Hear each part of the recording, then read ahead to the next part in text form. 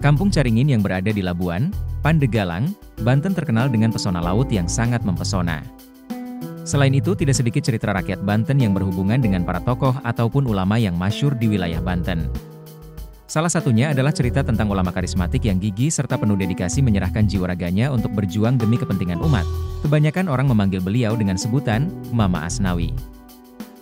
Menurut ceritanya, beliau adalah salah seorang yang menyebarkan agama Islam di daerah Banten. Sekarang tinggal peninggalannya berupa masjid, madrasah dan makomnya. Beliau memang seorang ulama sekaligus pejuang dari Caringin yang sekarang banyak berdatangan wisatawan untuk berzirah ataupun untuk mempelajari sejauh mana sepak terjang Syekh Asnawi di dalam pengislamisasian khususnya di wilayah Banten. Syekh Asnawi bin Abdurrahman Al-Bantani atau yang lebih dikenal dengan nama Syekh Asnawi Caringin adalah seorang ulama karismatik dari Banten pada tahun 1920-an. Syekh Asnawi lahir di Kampung Caringin, Kecamatan Labuan, Kabupaten Pandeglang, Provinsi Banten sekitar tahun 1850 Masehi. Syekh Asnawi adalah putra dari Kiai Haji Abdurrahman dan ibunya Ratu Syafiah. Ayahnya adalah seorang penghulu di Kabupaten Caringin. Syekh Asnawi belajar di Mekah dan berguru kepada Syekh Nawawi Al-Bantani bersama santri-santri asal Indonesia seperti Kiai Holil Bangkalan, Hadratus Syekh Hashim Asy'ari, dan lain-lain. Selain belajar ilmu-ilmu agama, beliau juga belajar tarekat kepada Syekh Abdul Karim Tanara, ulama Banten yang bermukim di Makkah. Syekh Asnawi dibayat langsung oleh Syekh Abdul Karim Tanara sebagai pengikut tarekat Qadiriyah wa Naqsyabandiyah. Beberapa tahun kemudian, karena kompetensi spiritualnya, Syekh Asnawi diangkat oleh Syekh Abdul Karim sebagai khalifahnya menjelang kepulangannya ke Banten. Syekh Asnawi pulang ke Banten pada tahun 1870. Tidak sampai beberapa lama beliau di Banten, Syekh Asnawi menggantikan tugas ayahnya sebagai penghulu. Namun setelah beberapa tahun beliau meninggalkan jabatannya tersebut, dan memilih mendirikan pesantren di Caringin dan mulai mengajarkan tarekat. Ketika Gunung Krakatau meletus pada tahun 1883, Syekh Asnawi dan keluarga beserta para penduduk meninggalkan Caringin karena terjadi gempa bumi hebat akibat Gunung Krakatau meletus. Semuanya yang selamat mengungsi ke Kampung Murui, Kecamatan Menes, Kabupaten Pandeglang. Sayang seluruh pesantrennya dan masjid di Kampung Caringin hancur lebur. Ketika kembali lagi ke Kampung Caringin dari pengungsian, Syekh Asnawi bersama dengan penduduk secara gotong royong membangun kembali masjid dan mendirikan pesantren. Masjid tersebut kemudian menjadi pusat syiar agama Islam dan menjadi basis perjuangan rakyat Banten. Masjid ini diberi nama Masjid Salfiah Caringin hingga sekarang. Beberapa sumber menyebutkan, pembangunan Masjid Salfiah Caringin juga ditujukan untuk membangun kembali peradaban masyarakat yang hancur akibat letusan Gunung Krakatau pada 1883. Syekh Asnawi ingin membangun kembali akidah masyarakat dengan didirikannya sarana masjid tersebut.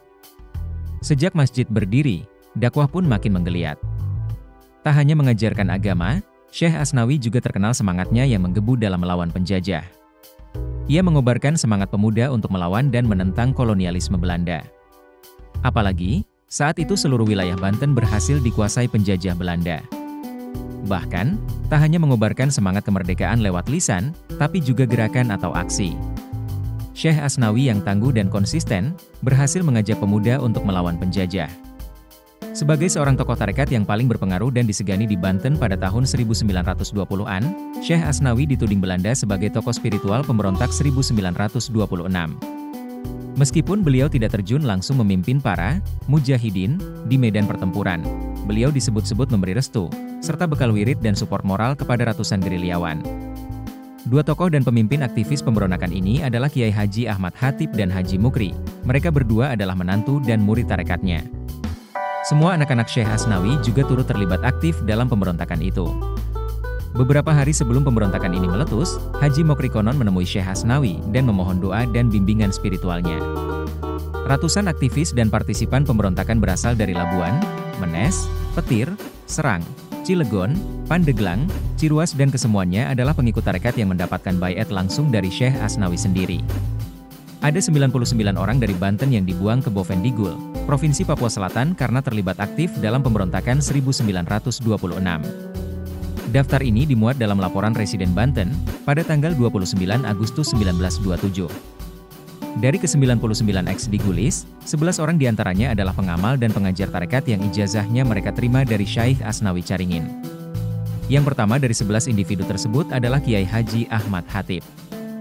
Dikenal sebagai presidensi wilayah Labuan, Kiai Muda, dan mobilisator massa, Ahmad Khatib tidak diragukan lagi adalah salah satu tokoh paling sentral dalam pemberontakan 1926 tersebut. Salah seorang anak eks di Gulis, Haji Muhammad Salim, Kiai Haji Koswini Salim, membenarkan bahwa ayahnya merupakan santri tarekat Syekh Asnawi Caringin dan dibuang ke Bovendigul, Provinsi Papua Selatan karena diduga ikut terlibat dalam pemberontakan 1926. Peran penting Syekh Asnawi dalam pemberontakan 1926 terlihat dari diasingkannya Kiai karismatik ini ke Cianjur oleh pemerintah kolonial. Keberadaannya di Banten dianggap berbahaya oleh Belanda, selain karena beliau adalah ayah mertua dari pemimpin pemberontakan dan beberapa aktivis lainnya, dan yang paling terpenting, beliau adalah ketua Khalifah Tarekat yang muridnya tersebar di seluruh pelosok Banten. Tidak kurang dari 3 tahun Syekh Asnawi menjadi tahanan rumah di Cianjur. Kepulangannya ke Banten tidak lain atas karena desakan dari para tokoh pejabat, ulama, dan para murid-muridnya kepada Gubernur Jenderal. Hal ini terungkap dalam koran Suara Sowaan edisi 4 Oktober 1929, yang memberitakan bahwa para kiai pada tahun 1927 mengirimkan surat rekes kepada Gubernur Jenderal untuk mengembalikan Syekh Asnawi ke Caringin. Surat tersebut ditandatangani tidak hanya oleh para kiai tetapi juga oleh kalangan priai.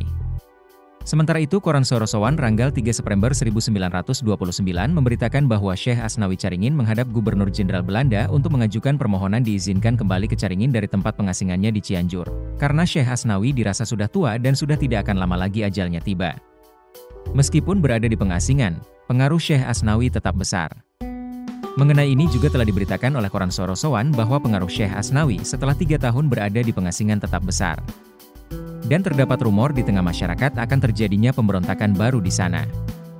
Ketika masyarakat mendapat kabar bahwa Syekh Asnawi sudah menghadap Gubernur Jenderal, masyarakat dari Banten berduyun-duyun mengunjungi beliau di Cianjur.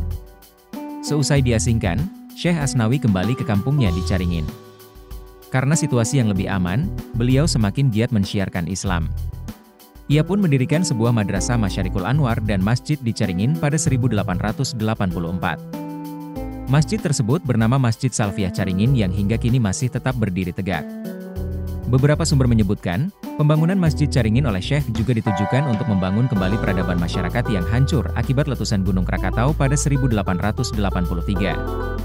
Syekh Asnawi ingin membangun kembali akidah masyarakat dengan didirikannya sarana masjid tersebut. Sejak masjid berdiri, dakwah pun makin menggeliat. Banyak pemuda datang untuk berguru kepadanya. Syekh Asnawi pun menghabiskan usianya untuk pengajaran agama dari tempat kelahirannya, Caringin.